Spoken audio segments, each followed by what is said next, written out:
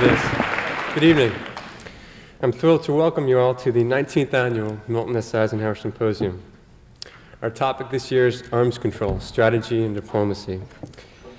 Before we tackle this very controversial subject, I'd like to begin with a little history of this symposium. This all began back in 1968 as a tribute to a man who contributed so much, both to the university and to its students. Each year, Dr. Milton Eisenhower attended and enjoyed the symposium. And when the speakers were good and the students turned out to see them, I really think he took a lot of pride in what went on here each year. The only thing that could keep Dr. Eisenhower away was a severe illness, and even then he made sure the chairman knew of his appreciation. I have here a letter he wrote to last year's chairman. It may be somewhat painful to listen to, but please bear with me, and you'll understand why I'm sharing this with you. It begins, I'm so sorry I could not join you in the Honorable Harding Carter November 7th, but I was in the hospital desperately ill. The cancer in the right lung caused trouble, as did the incurable infection in the left lung. I could scarcely get my breath or even walk for 10 or 15 feet without complete exhaustion. I've come home and am confined in my bed, breathing oxygen by a special process suited to the home. I sleep all night under oxygen and am out of it only when I have a brief meal. Even if I sit up and read, I must breathe the oxygen. I am so happy that you had a packed house for the first Embassy Symposium lecture, and I believe you had a good crowd also for Admiral Turner. I know how hard you have worked on the program, and your success pleases me, not only personally, but for the university. For a successful symposium reflects prestige on the student body and the university itself. Do come see me late some afternoon. I can visit for only 15 or 20 minutes, but I would really love to see you and be given a first-hand account of the 1984 symposium. It's signed, your friend, Milton S. Eisenhower. I apologize for not having deleted some of the details of Dr. Eisenhower's illness as described in his letter, but I felt I could not have conveyed the strength of his commitment to the symposium without including the circumstances under which it was written. Now, after his recent death in May and yesterday's memorial convocation, the symposium serves as the only active tribute to Dr. Eisenhower. It remembers him in the way he deserves to be remembered, as one who promoted the understanding of world issues. And it is presented by those who owe him the most, the students of Johns Hopkins University. Now on to tonight's program. Tonight we begin with the first of a two-part series titled Arms Control, the Answer or the Problem. We will focus on to what extent arms control is a viable answer to appeasing the current nuclear peril that every moment threatens our existence. We will present two views and then have a question and answer period. If you have any questions, please hold them till then. It is somewhat nostalgic introducing tonight's first speaker. When this issue was handled originally by the chairman of the third symposium, they had as their closing speaker a young Democratic senator from South Dakota speaking on the subject, the United States in the 1970s, arms race or arms control. It is with great pleasure that we have him back 16 years later as our opening speaker. A three-time Democratic presidential candidate and a former delegate to the United Nations Special Session on Disarmament. Ladies and gentlemen, please welcome Senator George McGovern.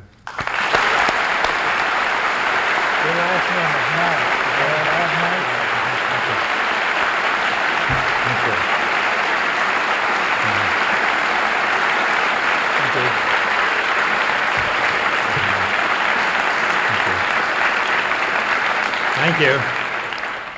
Thank you very much, Brad Marks. There are several reasons why I'm pleased to be a part of this 19th Annual Milton Eisenhower Symposium.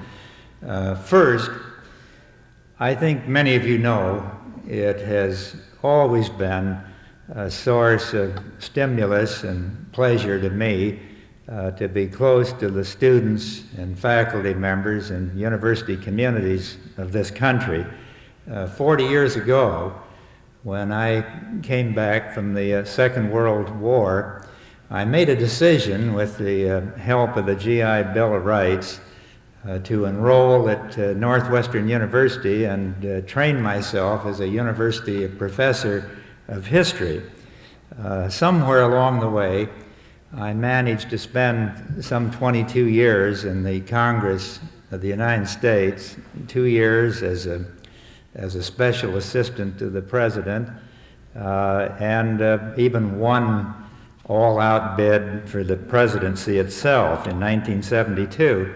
But during all of that time, I've had a continuing love affair with the campuses of this country, and I still think that is where the American future is largely located.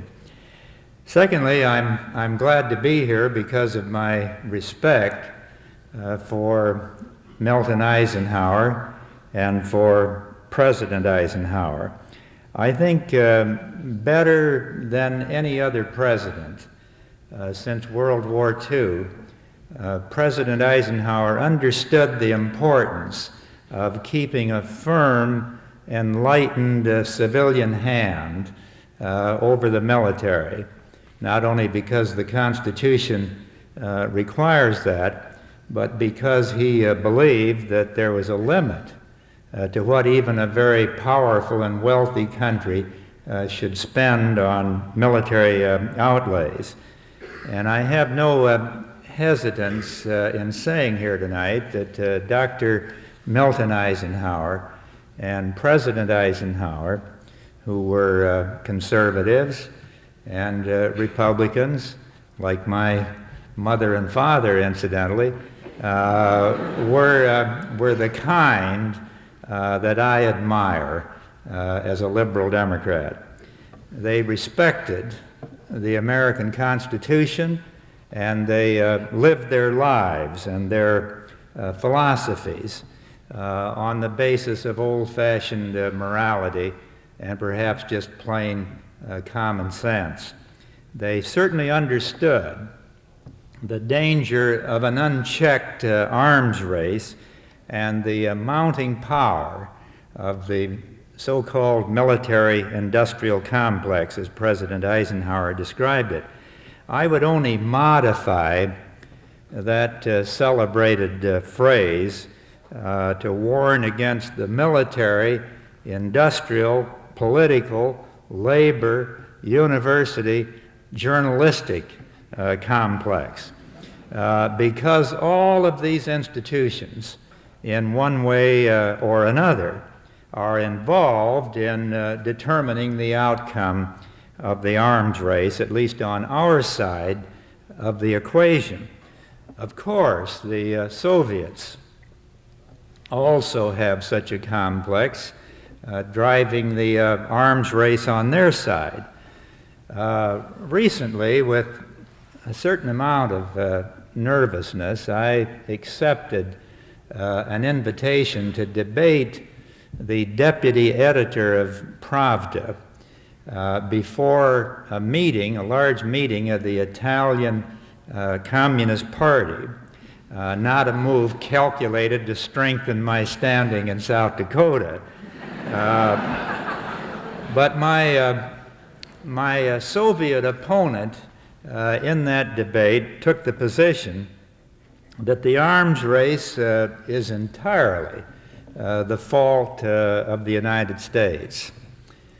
And he quoted President Eisenhower on the military-industrial complex.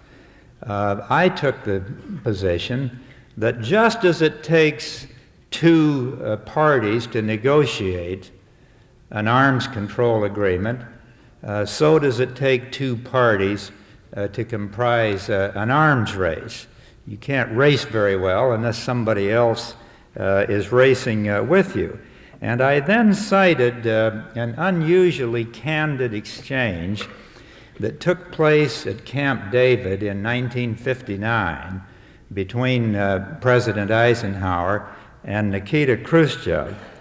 Eisenhower confessed that whenever he tried to restrain military spending, his military advisors would warn him that the Soviets are developing a new weapon that would reduce the United States to second-rate status unless we made a greater expenditure. To this, Khrushchev replied, and I'm quoting now, "For me, it is just the same. Some people from our military department come and say, 'Comrade Khrushchev, look at this. The Americans are developing such and such a system, and we take the steps which our military people have recommended. End of quote. But recognizing the Soviet involvement in the arms race does not mean that America is powerless to seek its own national interest. And of one fact I am certain.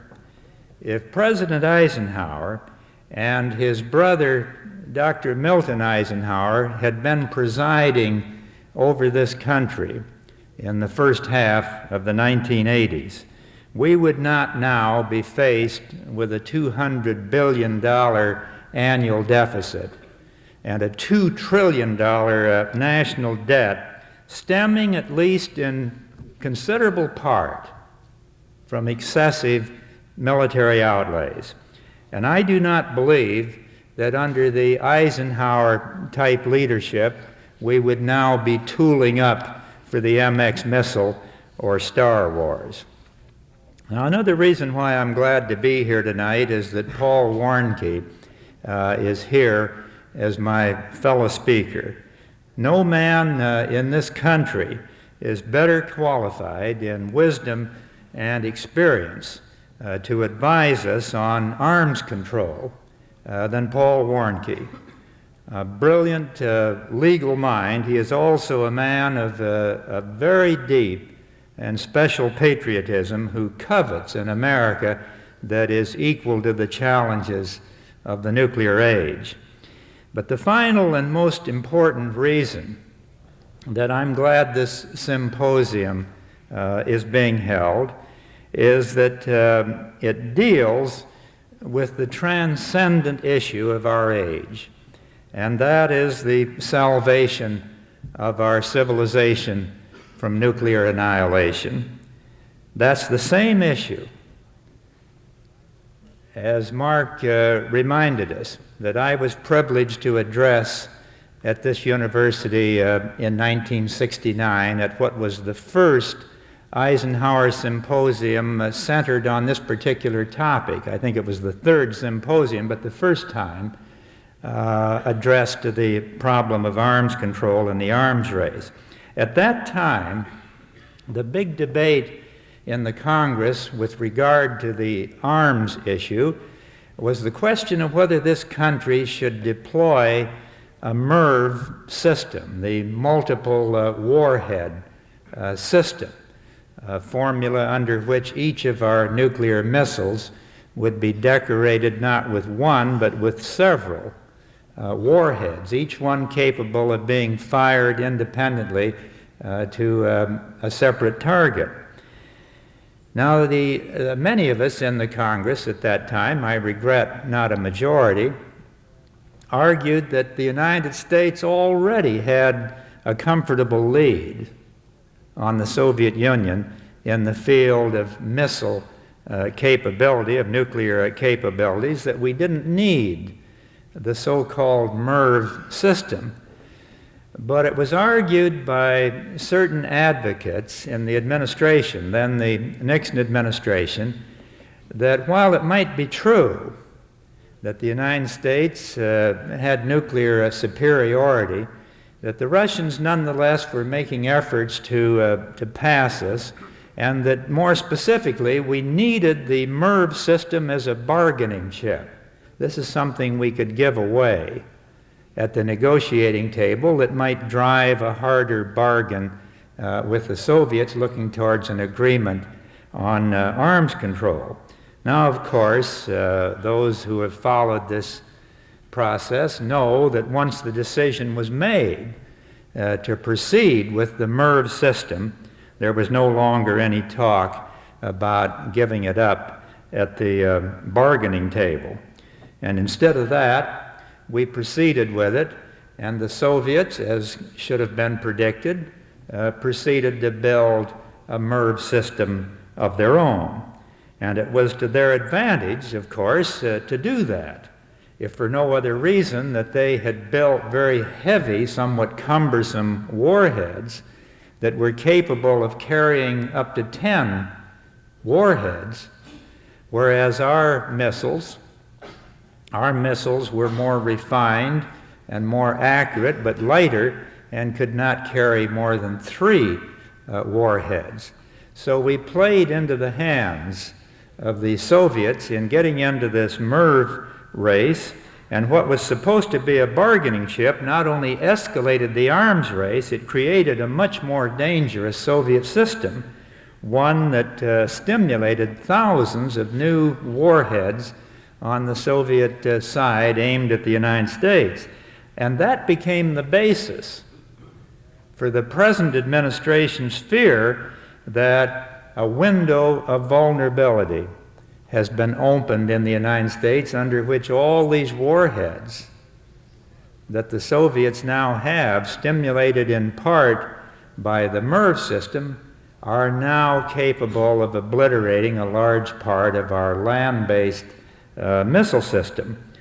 If instead of proceeding to build an alleged bargaining chip, which turned out to be a destabilizing race in multiple warheads, we had concentrated instead on what I believe was then possible, and that is an agreement with the Soviet Union for neither side to build the MIRV system, both we and the Soviets would now be more secure and certainly less burdened by deficits and debts on each side. In short, it was MIRV, the multiple warhead system, bought and paid for by the American taxpayer, that created the window of vulnerability, which Mr. Reagan has asked the taxpayers to close by building the MX missile and Star Wars. Now, these alleged bargaining chips are bad bargains. They also disrupt and frustrate the arms control process. If each side thinks it has to be superior before going into negotiations, then it follows that there can be no meaningful negotiations. Now, fortunately, that has not always been the case. In 1972, President Nixon very wisely negotiated the so-called ABM Treaty, under which both the Soviets and the United States agreed to forego the building of huge anti-ballistic missile systems. This has been a real, genuine arms control bargain. Not only has it saved billions of dollars, or billions of rubles on the other side, it has also helped preserve a stable deterrent, which is the only meaningful and reasonable function of nuclear weapons.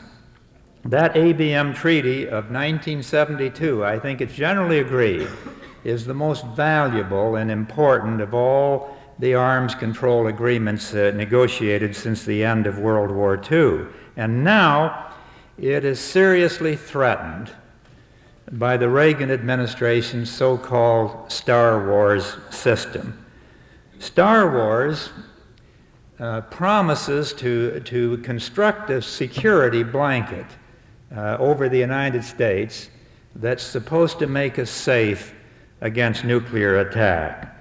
The troubles with this proposal are so profound and so numerous that it would take a rather lengthy lecture just to deal with that one subject here tonight, but suffice it to say for this evening that the most respected scientists in our country have no faith either in Star Wars or any other defensive system's capacity to frustrate a nuclear attack.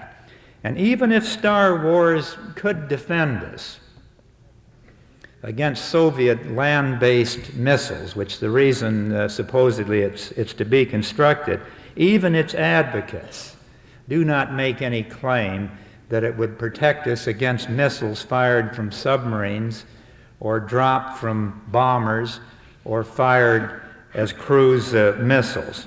Furthermore, it would enhance the danger of an accidental nuclear exchange, because it will necessarily have to depend on the most complicated computer system ever devised.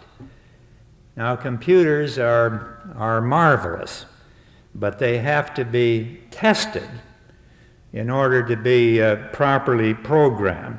How do you test a computer that may have as many as 10 million lines in the program unless you can arrange somehow to practice World War III 6 or 8 times to work out the kinks? And how do you test a defensive space-based missile system of that kind without violating the ABM treaty that has provided for the last 13 years at least some measure of safety and sanity in the arms competition?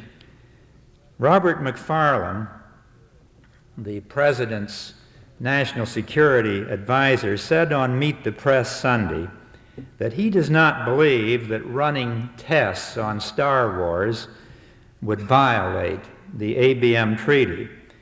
But the man who negotiated that treaty for President Nixon, Gerard Smith, said he's got it all screwed up. Mr. Smith said flatly that the treaty just doesn't allow testing on space-based systems. Quoting, "All that is permitted for space-based systems is research, and that means in a laboratory," Mr. Smith said. Now, given these facts, I believe that the Soviet leader, Mikhail Gorbachev, has made us 2 recent offers that we cannot refuse in terms of our own national interest. We could modify these offers, obviously, but we should not reject them out of hand, which seems to be the course we're now pursuing. Mr. Gorbachev has said that if the United States will forego Star Wars, that is, no weapons in outer space on either side, the Soviet Union will agree then to a 50% cut in offensive nuclear weapons on each side. Now, to me, that's almost too good to be true. From my point of view, it could be a double blessing. First, it gets rid of a huge new Star Wars boondoggle that might otherwise end up costing this country $1 trillion before the end of this century, to say nothing of the more important factors, and that's the destabilizing character of the Star Wars concept. Secondly, the Gorbachev proposal, as I see it, gets rid of half of the nuclear arsenals on each side in such a way as to reduce the danger of what is now being called a nuclear winter that could mean the end of life on this planet if nuclear war should come. Now, I recognize as a practical politician, and I think I am that it is not likely that Mr. Reagan will forego research on space weapons.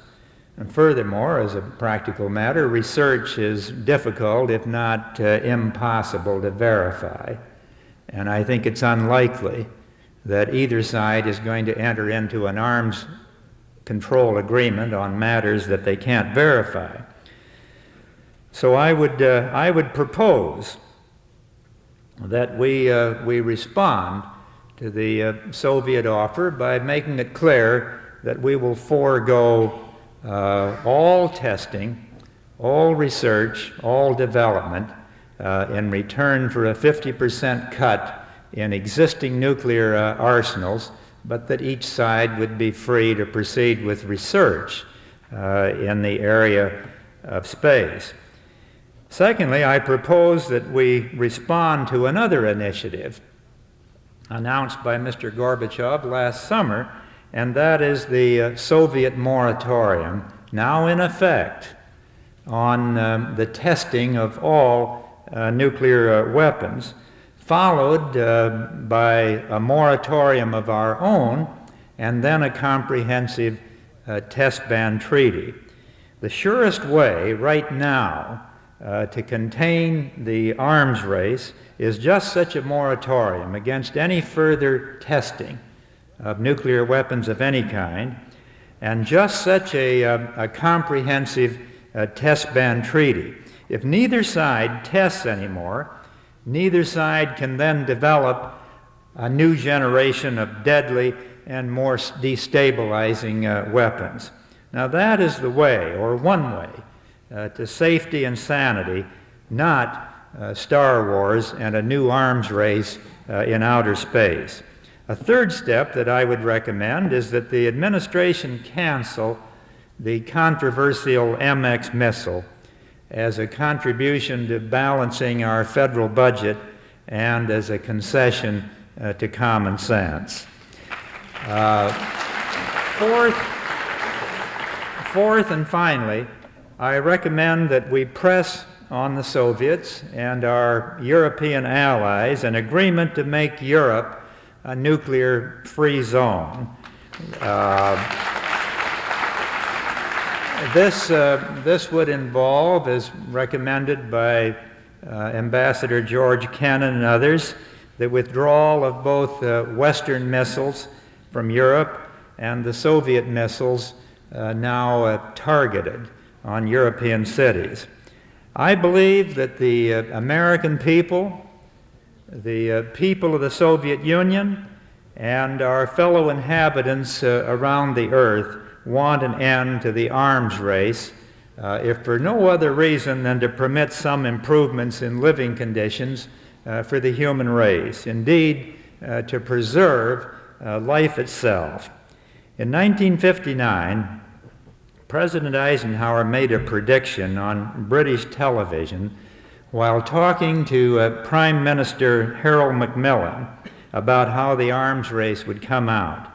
And Mr. Eisenhower said, "I would like to believe that people in the long run are going to do more to promote peace than our governments."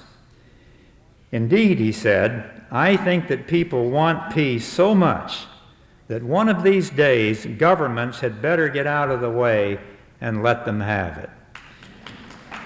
And to that, President Eisenhower and Dr. Milton Eisenhower, I would say amen and God bless you.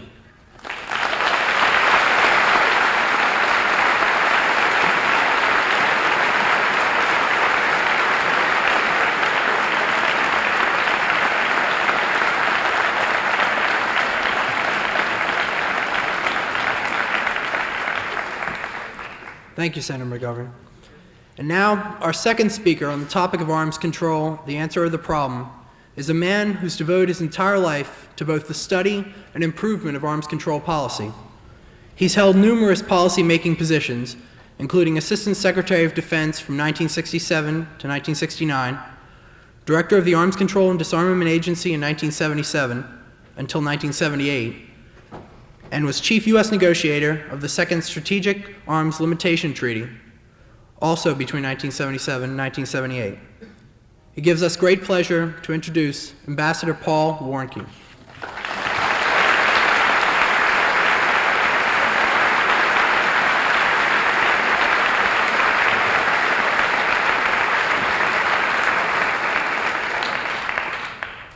Well, I'm sure that you've all come here anticipating a spirited debate between Senator McGovern and myself, but his extraordinarily generous remarks have totally disarmed me. And as a result, I think that what I'll probably do instead is to echo his amen. I think that we have to recognize that we're at a very, very crucial point in the history of strategic nuclear thinking. There is now a tendency to discard all of the progress that's been made since 1963 in trying to bring the nuclear arms race under control. There are those within the Reagan administration, there have been those within every administration that I've known of, who are genuinely, sincerely opposed to negotiated measures of nuclear arms control. They feel this is not the way to go, that instead we will benefit from an unrestricted, all-out competition. I think they're sincere. I think they're tragically mistaken.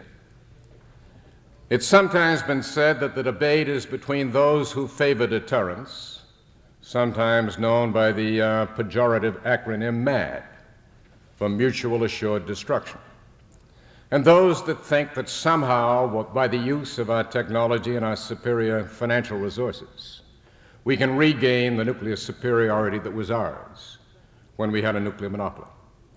The second group is sometimes known by the equally pejorative acronym NUTS, for nuclear utilization theorists. Now, up to this point in the Reagan administration, the NUTS have been ahead.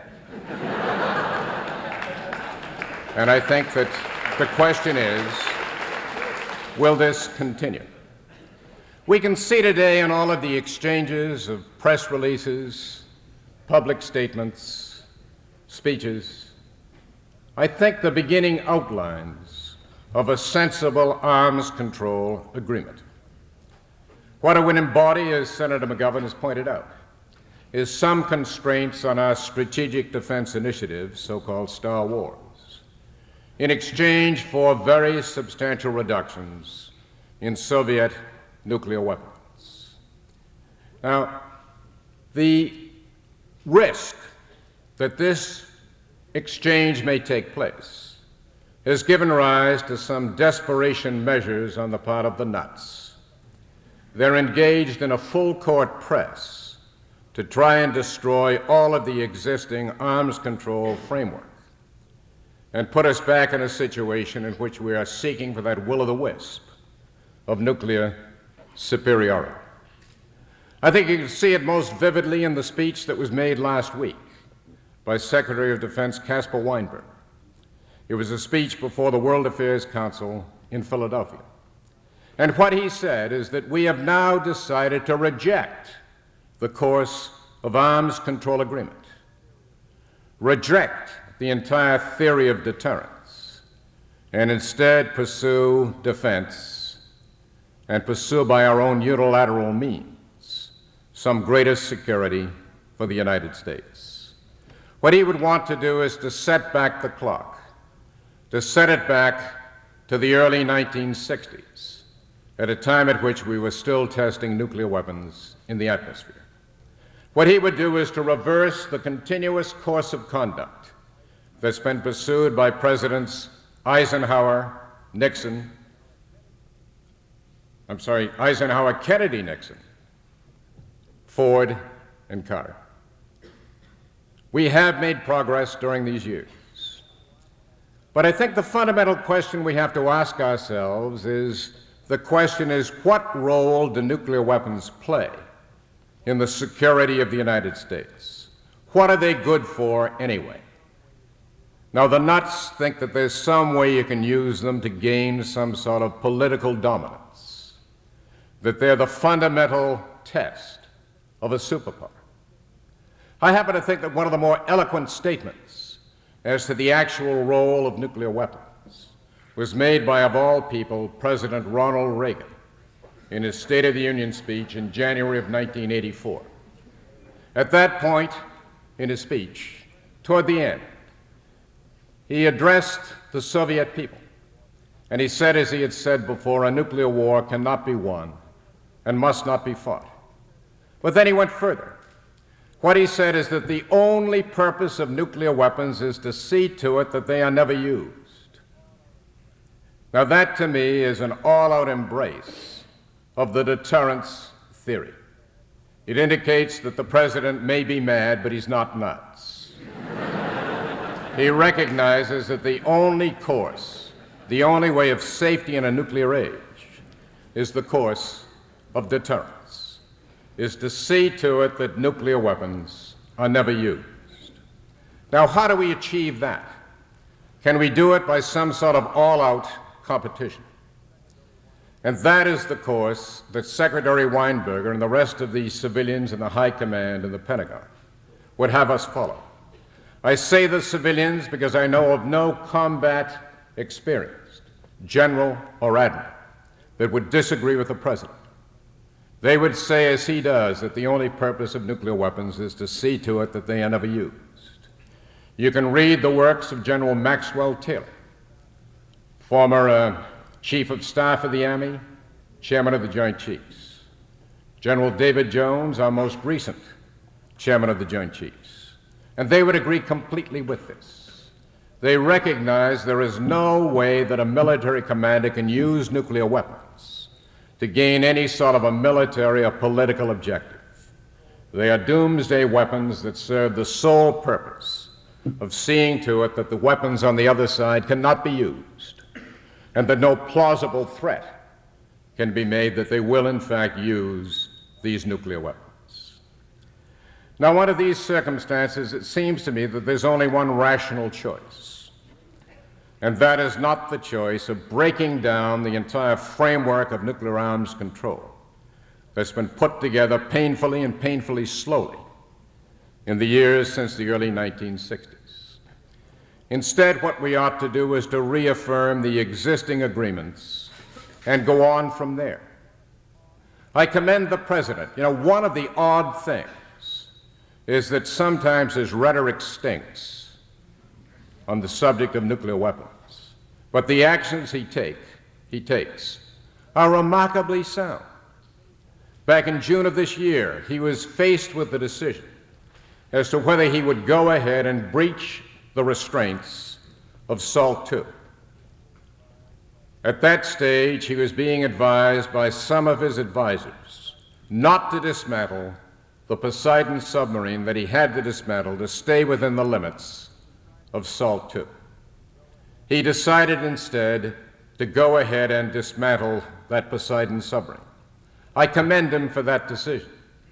And I think it's very interesting that if you've read the article by Leslie Gelb in last Sunday's New York Times Magazine, he gives his reasons.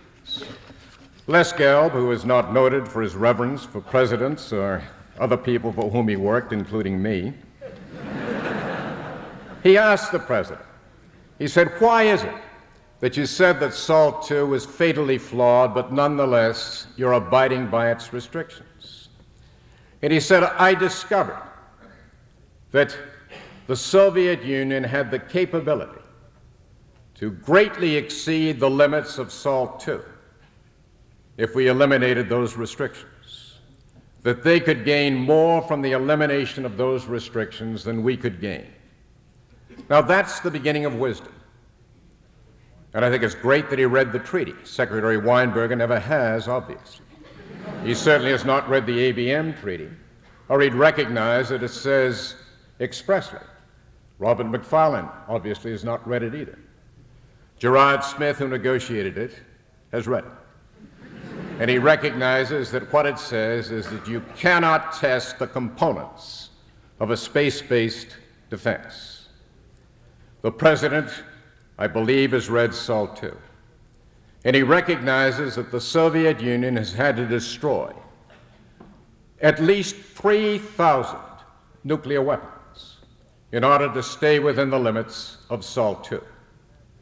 The first affirmative act we had to do was that back in June of this year, which was to decide that when the next Trident went on sea trial, we would dismantle a Poseidon submarine to stay within the sub-ceilings on MIRV ballistic missiles. The ballistic missiles that, as Senator McGovern says, do the dirty work of 3 or 6 or 10 or 14. But he did make that decision. I think it's a sound one. I wish also that someone would point out to the president that had we ratified SALT II, the Soviet Union would have had to make a unilateral 10% cut in its strategic nuclear systems.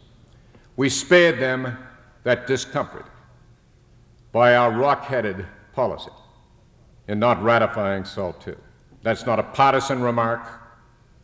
The first fault in that regard occurred during the Carter administration. But at this stage, we have what I think is the best opportunity that has thus far existed to make genuine progress in nuclear arms control. But what it requires first is that we make up our minds whether we want arms control or whether we don't. If you don't want it, you can't get it. Even if you want it very badly, it's still hard to get. Not impossible, but hard. But until we get our act together, there is literally no chance that we can make progress. And in order to make progress, we have first to decide what it is that we mean by the so-called Strategic Defense Initiative. Now, the President, back in March of 1983, held up this very attractive vision. What he wanted instead, he said, was a substitute for deterrence. He didn't like the idea that our security rested on the threat of genocide. Nobody does. And he wanted instead a magic curtain. He called upon the scientific community to build something that would render nuclear missiles impotent and obsolete. He has said repeatedly since, he's not talking about defense of missiles. He's talking about defense of people. He's talking about ridding the world of nuclear weapons. Now, similarly, in his speech in Philadelphia, Secretary Weinberger held up the same vision. He said, deterrence isn't good enough.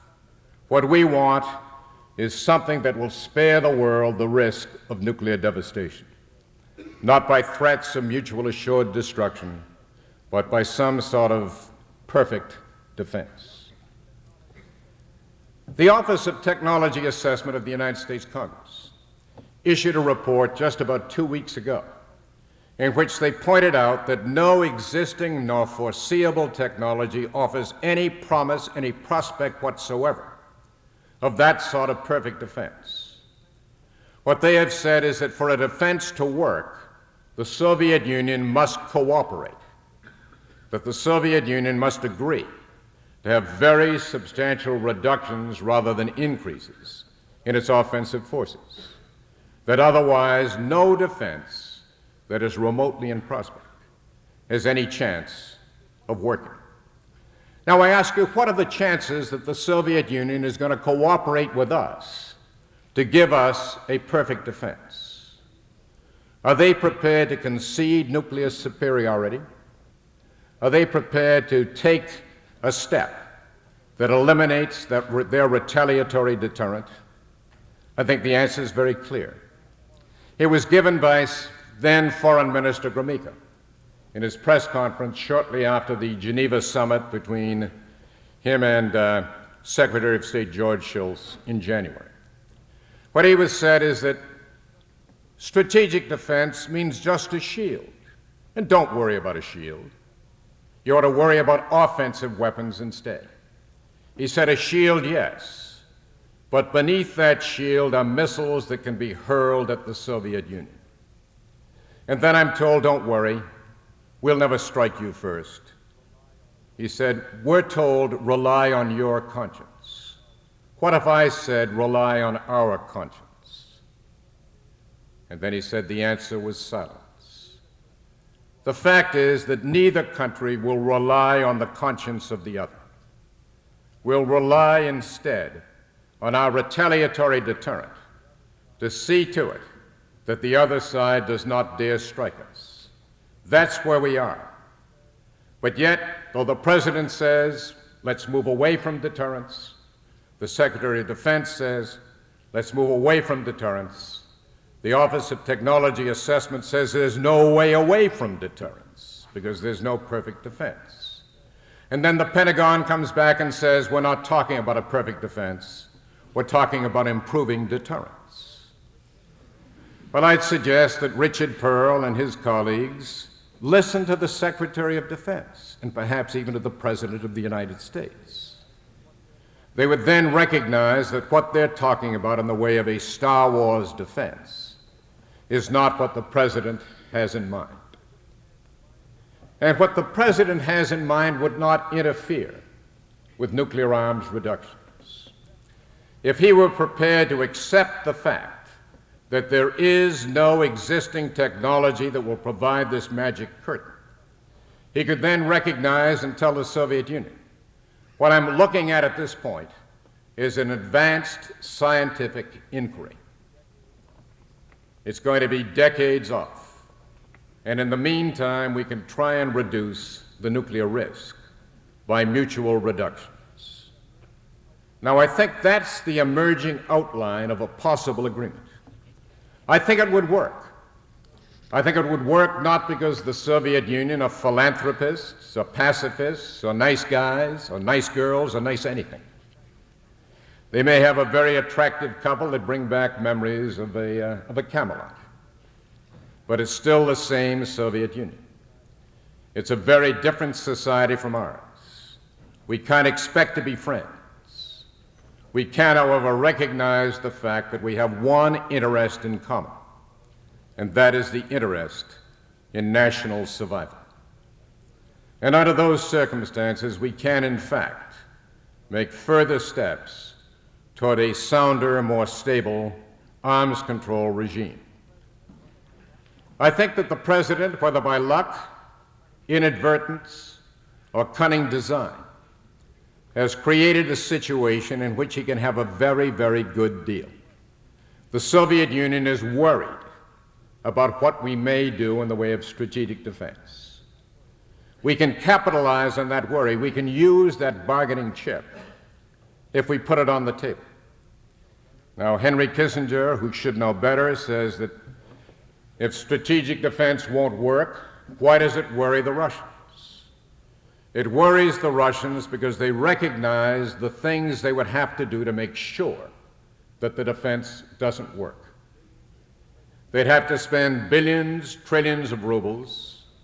They'd have to strain their technology. They'd have to further deprive their faltering economy in order to overwhelm that system. Now, there are some that argue they couldn't afford to do it.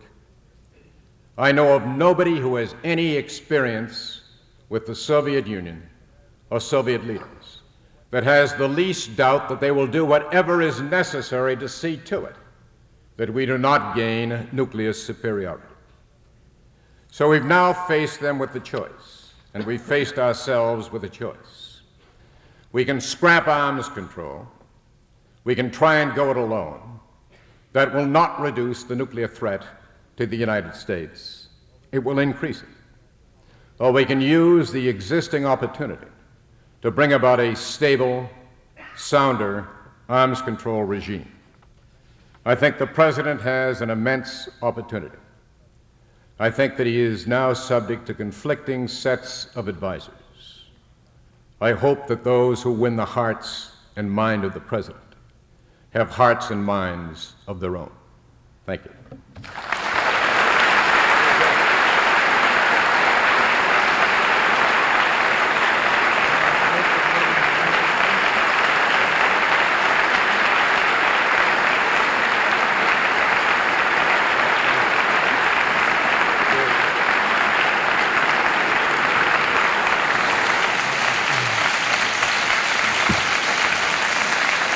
Thank you, Ambassador Warnke. We'll now have a question and answer period. If you have a question, please come to one of the aisle microphones, please, and get an usher by them. Okay. Do you have any questions? Yes, sir. I'd like to know how both of you feel about Mr. Mitterrand's recent rejection of Mr. Gorbachev's offer of separate negotiations with the French on nuclear weaponry. I'll take it on. Well, I think that Mr. Mitterrand did exactly what I would have done under those circumstances, which means that he guessed correctly. I think that what he said is perfectly true. He is in a situation in which he has a few hundred nuclear warheads. The Soviet Union has 9,000. It's not just the SS-20s that can strike Paris and Lyon and the rest of France. Any one of the ICBMs can do it too. It'll be a totally unequal negotiation. And that's one Frenchman who was not wrong.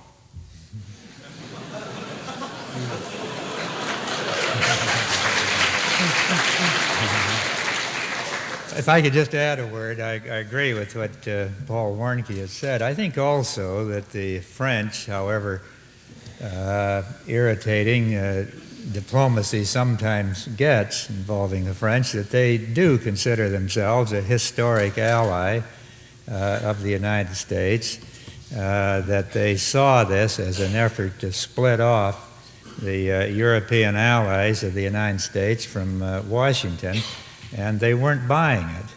And from that standpoint, I think they made a wise political judgment, and one certainly that took into consideration the feelings of the Reagan administration and perhaps the American people as a whole. Yes, sir. Yeah, I'd like to address my question mainly to Senator McGovern, but also to Ambassador Warnke. What type of role in arms reduction negotiations should the peoples of the world, through international bodies such as the United Nations, play in order to prevent a devastating conflict? And also, why have any attempts to date, such as the special session on disarmament, failed to bring about any concrete results? Well, it's a good question. I do think, and I believe Ambassador Warnke would share this view, that arms control, at least on our side of the equation, and perhaps to a certain extent even on the Soviet side, does depend on public support. Certainly the ratification process on arms control agreements, as we have seen in this country, depends to a great extent on political judgments on the part of members of the Congress as to what it's safe to support. I have the feeling that SALT II was defeated not on its merits, but on the basis of irrational political currents that were stirring in this country, that misled a great many members of the Congress, members of the press, members of the American public as to whether or not that treaty was in our national interest. I sat through virtually all of the deliberations on the ratification process of SALT II, and I heard all of our Joint Chiefs say that it was in the interest of the United States to ratify that treaty, that it was a modest step forward in terms of arms control. It was in the American interest. And yet I'm afraid what was projected through the Senate and across the country was a feeling that somehow the Soviets were trying to steal a march on us. So it is important not only that the arms control process be kept open between Moscow and Washington, but between Washington and the American people, and that the opinion of this country not only be enlightened, but that it be heard. George? Oh, thank you. Would you like to address that, Ambassador Warnke? Yeah, I think as far as the role of the other countries in the world is concerned, that we ought to make greater use of the group that I think now is known as the Committee on Disarmament. It used to be known as the Conference of the Committee on Disarmament in Geneva. Now, basically, we have to understand that there has to be some bilateral negotiation. The forces of the United States and the Soviet Union so dwarf the rest of the nuclear forces in the world that unless we can reach some sort of a preliminary deal, there's no chance of getting any sort of an arms control structure created.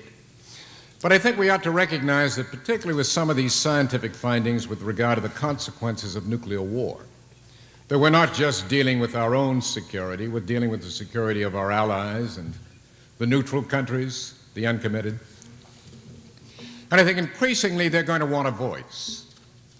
And I believe we have to recognize that unless we listen to that voice, we're going to forfeit our favored position as the politically favored country in the world. At the present point, there's no question as to which is the superpower. From the military standpoint, the Soviet Union is a rough match in terms of diplomatic, in terms of political, in terms of economic influence. They're no match whatsoever. And unless we begin to listen to the other voices in the world, they're going to begin to adopt sort of a pot and kettle attitude toward us.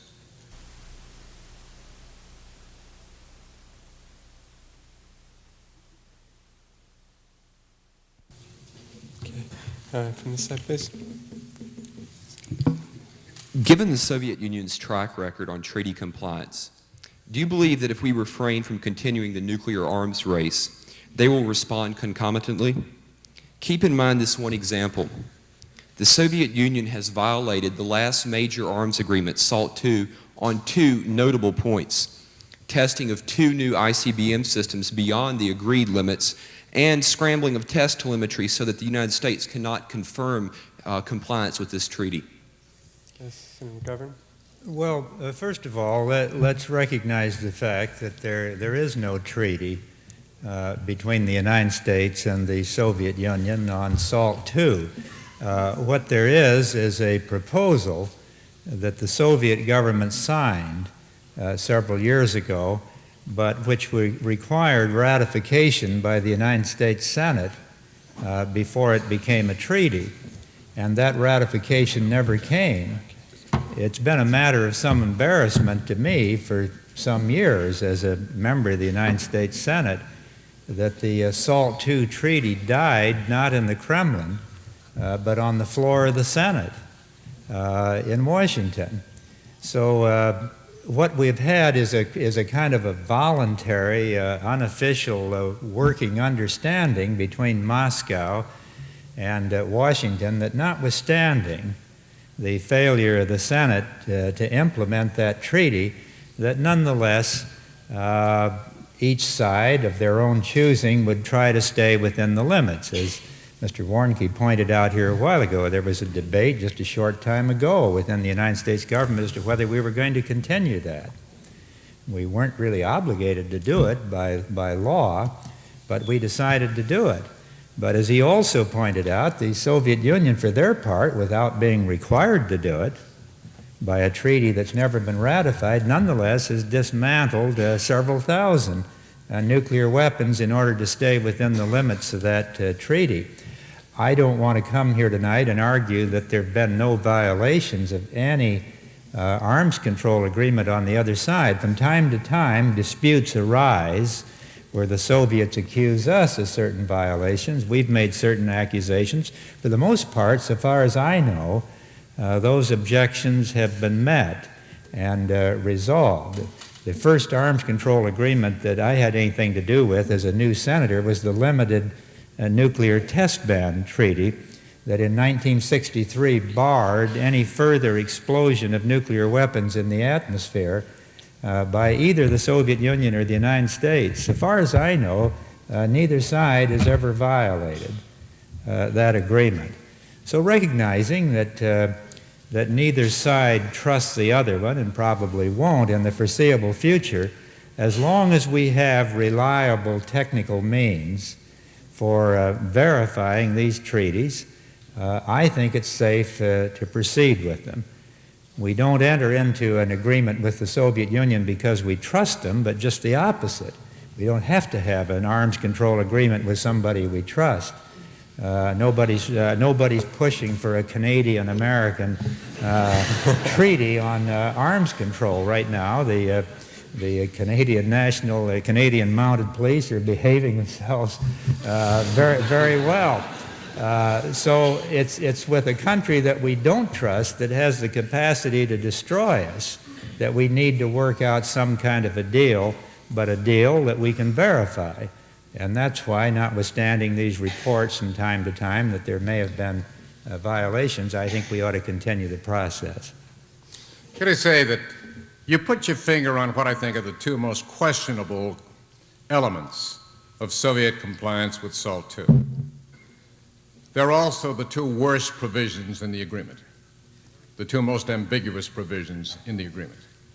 There is no ban on encryption of telemetry, by which I mean the encoding of the data that comes down. What it says is that there's a ban on deceptive practices, including encryption of telemetry, when that may impede verification. So what we've done is to set up a subjective test. I felt at the time, I feel now, there should have been a total ban on encryption. That would have been enforceable. The other provision relates to new types, and the dispute is whether or not the Soviet SSX-25 is a permitted modernization of the SS-13, or whether rather than being merely improved, it's new. I think that they're crowding the limits of the agreement. And I think we should have an ongoing process to see to it that that sort of dispute is eliminated. But the overall record of compliance is extraordinarily good.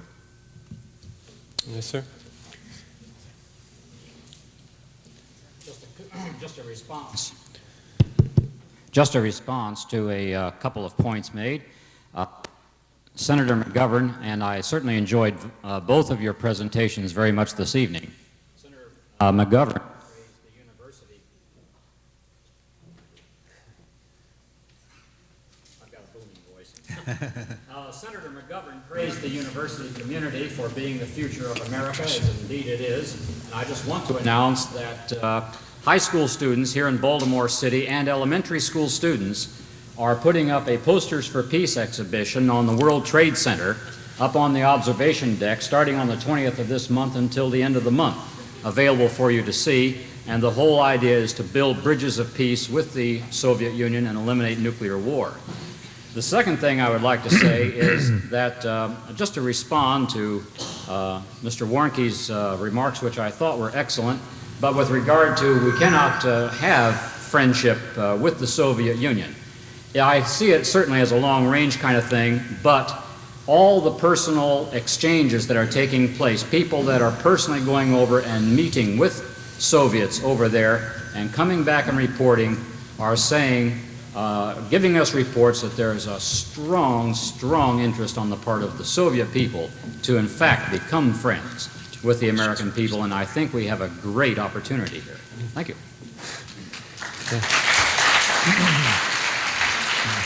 If I might comment just very briefly. I don't think there's any problem between the people of the Soviet Union and the people of the United States. There are grave differences between the government of the Soviet Union and the government of the United States.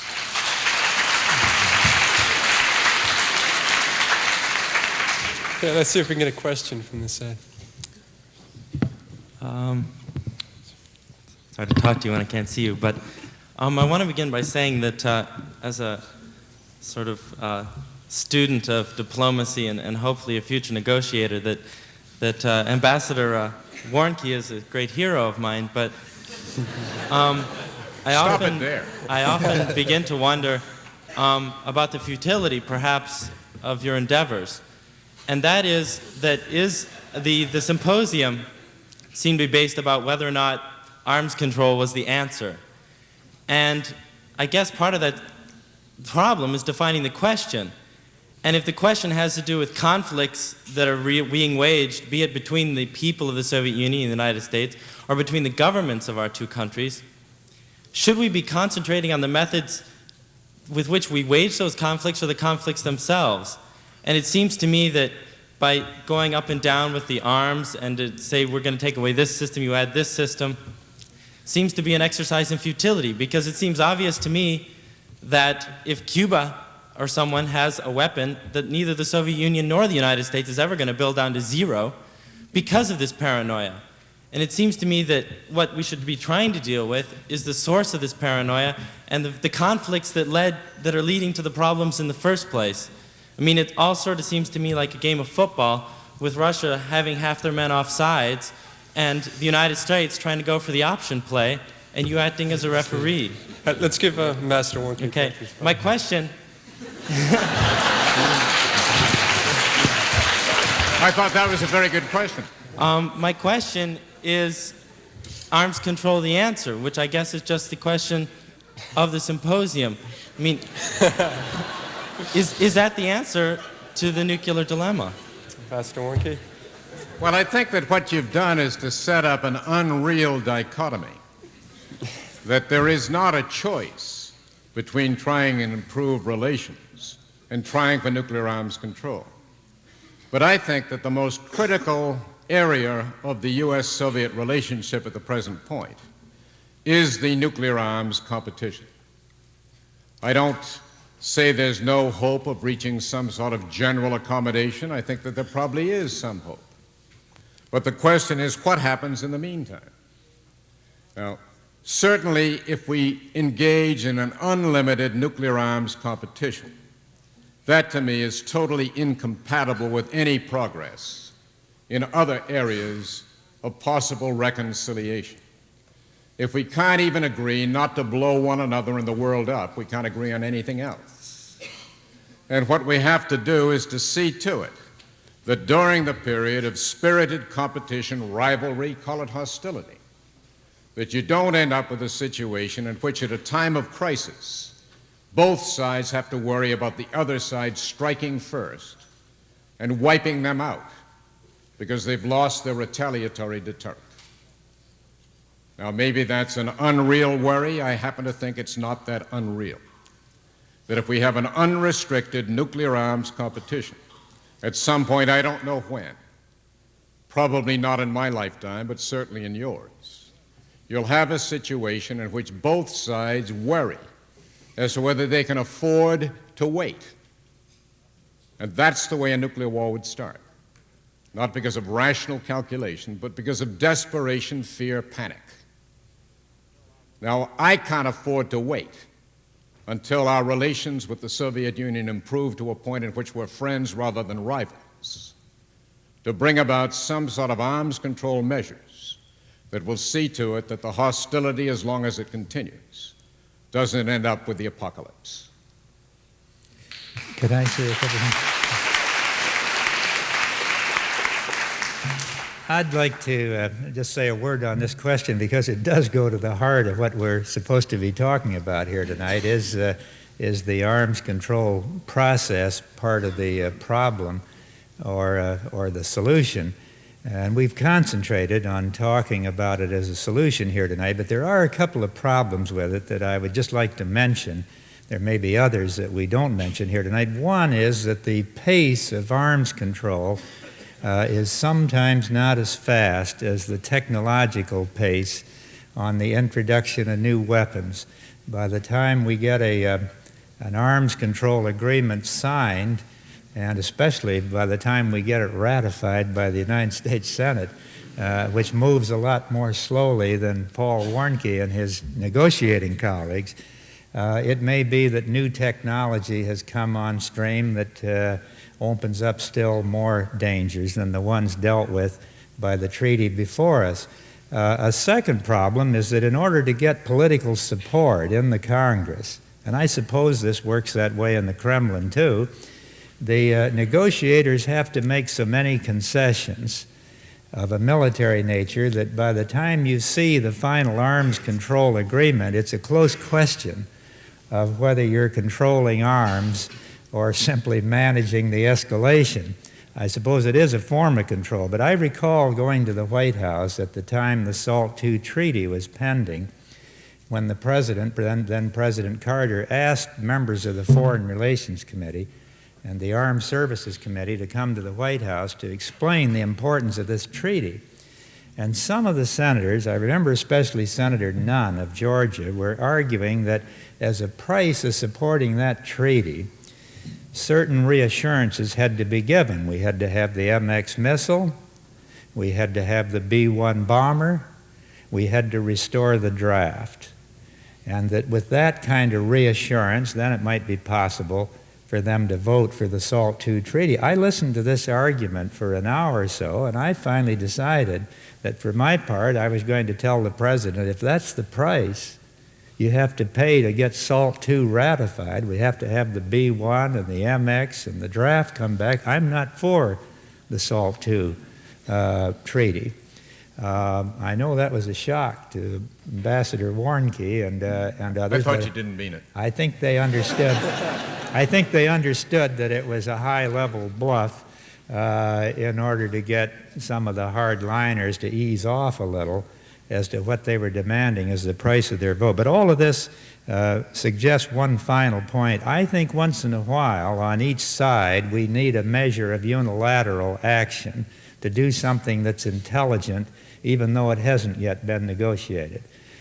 This is why the limited test ban came into being 22 years ago. President Kennedy, after floundering around in negotiations and worried about verification, finally he just went to American University and announced at the commencement exercises that he had ordered a halt to any further testing in the atmosphere, and we would not resume if others didn't, and that opened the way a few days later to the Limited Nuclear Test Ban Treaty. Now Mr. Gorbachev is challenging us. He announced last July no more nuclear testing in the Soviet Union of any kind on any weapon until January 1st. And we'll continue the moratorium beyond that if the United States doesn't test beyond that period. Now, what's wrong with that? It wasn't negotiated. It was an intelligent, common sense, unilateral move. And I think instead of rejecting it out of hand as propaganda, which the administration did, the wise thing to do would be we'll say, well, we're going to do the same thing, and then we'll see where we go from here. As Mr. Gorbachev said to the editors at Time, if this is propaganda that we're playing, why don't the Americans play propaganda and announce they're going to do the same thing? Then they'll get even with us.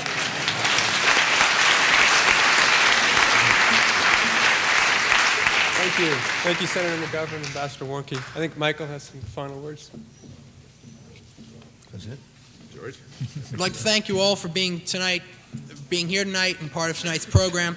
Remember, the second part of our look into arms control, the answer to the problem, will take place next Tuesday when we focus on the problems involved with an arms control solution. Our speakers will be the Honorable James Schlesinger and Lieutenant General Edward Rowney. Beginning the following day, Wednesday, October 16th, we'll present another two-part series looking ahead into the future arms control issues with an emphasis on Star Wars. Now I'd like to invite you all to join Senator McGovern, Ambassador Warnke, Brad, and myself to reception upstairs in the Clipper Room. Again, thank you and good night.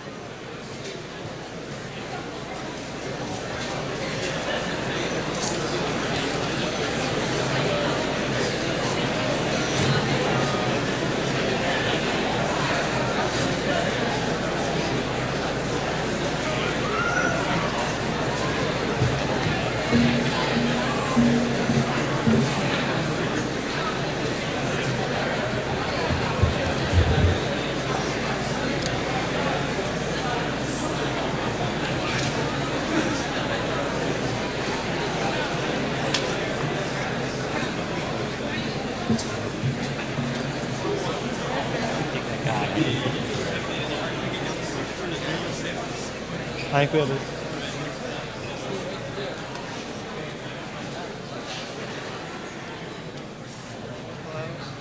Has to be a thing. Let's just go. Test.